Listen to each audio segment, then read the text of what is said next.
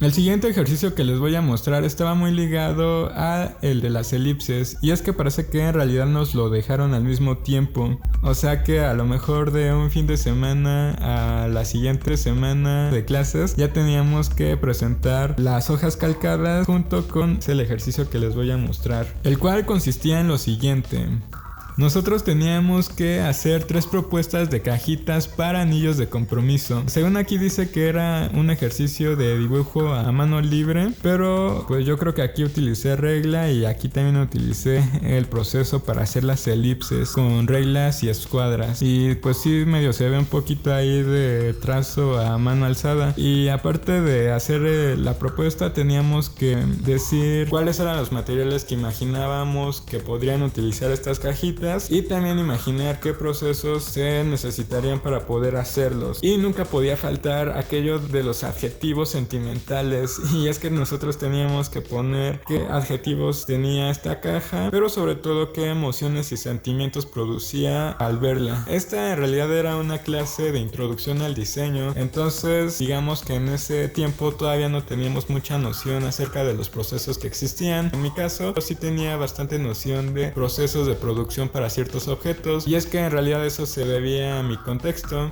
Aunque sí notaba que había alumnos que en realidad no tenían ni una pizca de idea de cómo eran ciertos procesos. Entonces esa era otra dinámica de la clase. Por ejemplo, algún alumno preguntaba, oiga, ¿cómo se hace esto?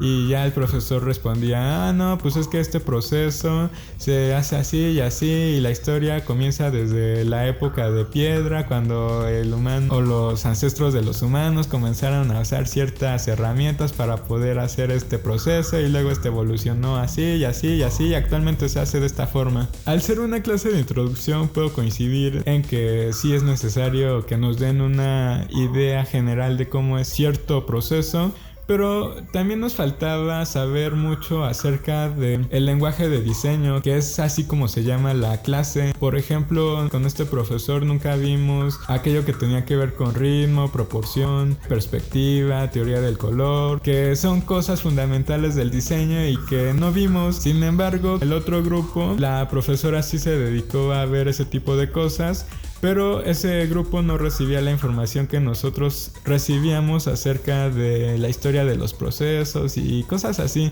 Creo que ahí también hay otra falla. Por ejemplo, un profesor da cosas diferentes a las que da el otro profesor. Entonces, las cosas que uno aprende son diferentes, y a lo mejor uno va teniendo ciertas deficiencias en su aprendizaje o en su formación como diseñador porque no recibió ciertas cosas. Creo que los profesores sí se tendrían que poner a discutir acerca de cómo se puede recibir la misma información en ambos o en los diferentes grupos que ya hay en las carreras. Regresando a mis ejercicios, como les dije, en realidad creo que no tenía mucha imaginación para hacer este tipo de cosas, o a lo mejor no era la suficiente motivación como para poder hacerlas, porque no teníamos la habilidad para poder hacerlas. Bueno, pues esta era una cajita que me la imaginaba forrada de piel con costuras, y que a lo mejor adentro tuviera un interior con terciopelo en color rojo. Una cajita básica, digamos. La siguiente la había pensado en materiales como acero inoxidable, y tenía un aspecto que recuerda un poco a los ovnis. No recuerdo en realidad por qué salió esa forma, porque esa es otra cosa. En realidad no nos dicen cuál es el proceso que tenemos que seguir para poder llegar a una solución.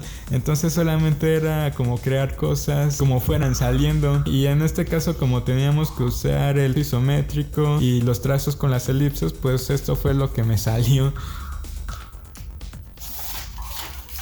Creo que teníamos que elegir una de nuestras 3 propuestas y después trabajar sobre ella. Entonces aquí hay una muestra de una elipse gigante que estaba tratando de hacer para poder dibujar esta propuesta, pero con un trazo más fino, por así decirlo. Y en realidad eso me costó mucho trabajo porque, como les dije, no tenía habilidades para poder hacerlo. Y ahora sí que era como me pudiera salir. Esta creo que era mi otra propuesta, que se ve realmente muy simple. Solamente combiné dos figuras geométricas y esta era la tercera propuesta. Aquí me imaginaba que sería como una esfera flotante dentro de la cajita, pero que podía girar sobre este eje y entonces en algún momento se podía abrir. Creo que no imaginé realmente bien el mecanismo y tampoco lo pude representar, pero esta era mi favorita. Nada más que como estaba más complicada de dibujar, sobre todo por el mecanismo, me incliné por esta propuesta. Entonces aquí ya hice como un dibujo un poquito más limpio, por así decirlo, pero yo creo que seguía utilizando el mismo proceso de reglas y escuadras. A lo mejor este es como un sketch limpio, o sea, un calcado.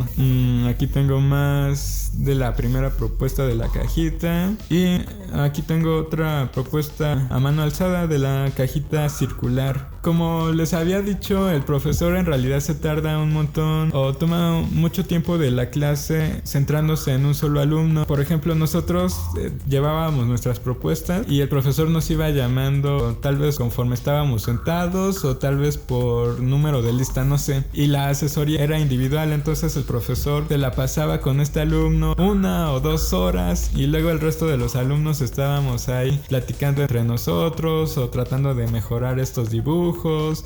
Pero ¿cómo podíamos mejorarlos si no teníamos la crítica del profesor? Y cuando el profesor ya se daba cuenta de que se estaba pasando de tiempo con un solo alumno, entonces ya nos comenzaba a llamar al resto, pero a nosotros ya nada más nos daba una revisión express. Entonces estas en realidad son como anotaciones de cómo podía mejorar el trazo de mi dibujo, pero no había como tal una explicación. Creo que nada más se ponía a dibujar él solo cómo interpretaba mi cajita y ya medio daba algunas anotaciones, pero pues no eran muy provechosas que digamos. Este dibujo creo que fue mi idea a partir de las observaciones que me hizo él, y como no sabía dibujar, recurrí al trazo por computadora. La idea era trazar esto y de ahí salió este trazo calcado, un verdadero desastre.